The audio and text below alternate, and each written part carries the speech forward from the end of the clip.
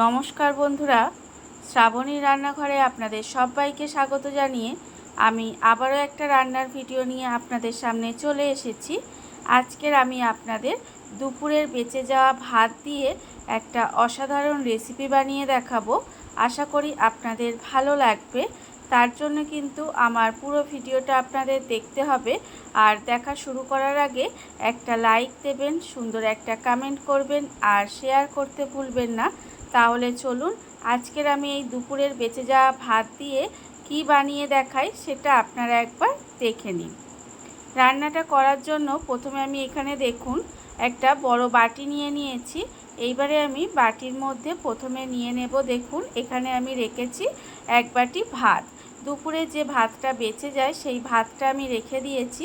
এইবারে দেখুন সেই ভাতটা কিন্তু আমি প্রথমে বাটির মধ্যে ঢেলে নিলাম। এইবারে আমি এর মধ্যে দিয়ে দেব, দেখুন এখানে আমি রেখেছি পেঁয়াজ কুচি। এখানে আমি একটা মাঝারি সাইজের পেঁয়াজ একদম মিহি করে কুচি করে রেখেছি, সেটা আমি এর মধ্যে দিয়ে দিলাম। দিয়ে এবারে কিন্তু আমি এটা খুব ভালোভাবে একটু মিশিয়ে নেব। আর প্রতিদিনের মতো আপনাদের একটা কথাই বলবো যে প্লিজ আমার ভিডিওটা আপনারা টেনে টেনে দেখবেন না, পুরো ভিডিওটা দেখুন, আশা করি আপনাদের ভালোই লাগবে। দেখুন আমি কিন্তু এটা প্রথমে হাত দিয়ে একটু মেখে নিচ্ছি।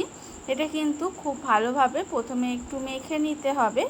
এইবারে দেখুন আমি এর মধ্যে দিয়ে দেব, কিন্তু এখানে আমি রেখেছি দেখুন আন্দাজ মতো নুন আছে, আমার 1/4 চামচ মতো হলুদের গুঁড়ো আছে, হাফ চামচ কাঁচা লঙ্কার গুঁড়ো আছে, এখানে 1/4 চামচ মতো কালো জিরে। আমি এখানে কাঁচা লঙ্কার গুঁড়ো ব্যবহার করেছি, আপনারা চাইলে কিন্তু কাঁচা লঙ্কা কুচিও ব্যবহার করতে পারেন। এবারে দেখুন আমি এর মধ্যে দিয়ে দিচ্ছি বেসন। এখানে কিন্তু অল্প অল্প করে বেসন দেব আর এটা খুব ভালোভাবে মাখতে থাকবো। আমি কিন্তু একেবারে অনেকটা বেসন দিলাম না, এইভাবে অল্প অল্প বেসন দেব আর এইভাবে হাত দিয়ে ভালো করে কিন্তু এটা মেখে নিতে হবে।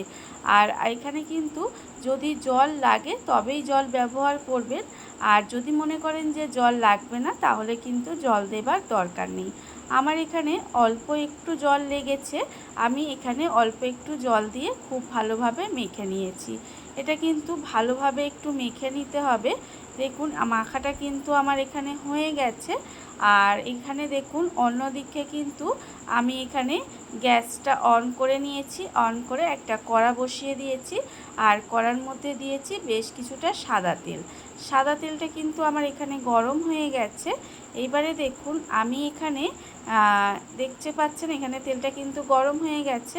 আর এখানে দেখুন আমি যে মেখে রেখেছিলাম তার থেকে কিন্তু এইভাবে হাতে করে নেব, নিয়ে গোল গোল করে নিয়ে কিন্তু এটা তেলের মধ্যে দিয়ে দিতে হবে।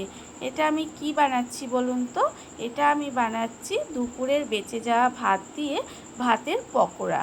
এইভাবে আপনারাও একদিন বাড়িতে বানিয়ে দেখবেন, খেতে কিন্তু অসম্ভব সুন্দর হয়। দেখুন আমি কিন্তু এইভাবে গোল গোল করে তেলের মধ্যে দিয়ে পকোড়াগুলো একটু ভেজে নেব। আর এটা কিন্তু ভাজার সময় আপনারা গ্যাসটা লোতে অবশ্যই দিয়ে রাখবেন, দিয়ে রেখে এটাকে কিন্তু খুব ভালো করে ভেজে নিতে হবে। গ্যাসটা লোতে দিয়ে রাখলে এটা ভেতর থেকে ভাজা হয়ে যাবে এবং খেতেও কিন্তু ভীষণ ভালো লাগবে। কিন্তু গ্যাসটা যদি আপনারা জোরে দিয়ে রাখেন তাহলে কিন্তু ওপরটা ভাজা হয়ে যাবে আর ভিতর থেকে কাঁচা থাকবে, তখন কিন্তু এটা খেতে ভালো লাগবে না। দেখুন এইভাবে উল্টে পাল্টে লাল লাল করে প্রথমে আমি এখানে পকোড়াগুলো ভেজে নেব। আর আবারও বলছি যে অবশ্যই করে কিন্তু গ্যাসটা লোতে দিয়ে রাখবেন, রেখে এইভাবে উল্টে পাল্টে সুন্দর করে পকোড়াগুলোকে একটু লাল লাল করে ভেজে নিতে হবে। আবারও কিন্তু এটা লাল লাল করে ভেজে নিয়ে আপনাদের সামনে আবারও আমি ফিরে আসছি। দেখুন পকোড়াটা কিন্তু এখানে লাল করে ভাজা হয়ে গেছে। দেখতেই পাচ্ছেন যে পকোড়াটা কিন্তু আমি উল্টে পাল্টে লাল করে ভেজে নিয়েছি। আর এবারে আমি পকোড়াগুলোকে তুলে রাখবো। দেখুন পকোড়াগুলো কিন্তু এখানে আমাকে তুলে রাখতে হবে। আর এইভাবে কিন্তু পকোড়াগুলো আপনারা তুলে রেখে দেবেন। দেখুন আমি এখানে পকোড়াগুলো তুলে রেখে দিচ্ছি। আর আবারও কিন্তু দেখুন যে মাখাটা ছিল তার থেকে অল্প অল্প নেব, নিয়ে এইভাবে কিন্তু ঠিক একইভাবে গোল গোল করে পকোড়ার মতো শেপ দিয়ে আবারও তেলের মধ্যে দিয়ে দিচ্ছি। এইভাবে কিন্তু আমাকে সমস্ত পকোড়াগুলো ভেজে নিতে হবে। আমি কিন্তু ঠিক এইভাবে সমস্ত পকোড়াগুলো ভেজে নেব।